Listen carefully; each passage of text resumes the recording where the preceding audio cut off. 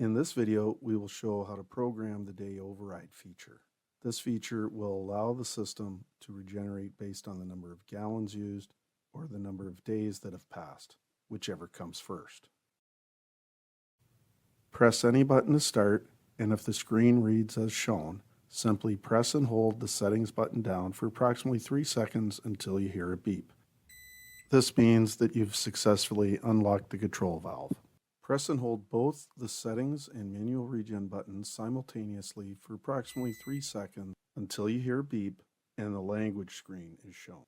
Then press the manual regen button several times until you arrive on the screen that states Day Override Off. By pressing the arrow up or down buttons, you can set up the number of days that you would like the unit to regenerate. For this example, we have chosen 7 days. Then press the manual regen button several times until you see programming complete. The display screen will now start to scroll its various diagnostic information. And eventually the screen will display the day override setting that you just programmed.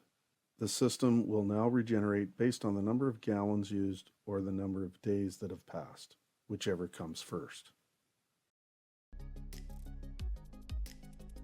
Visit us at www.CanatureWG.com.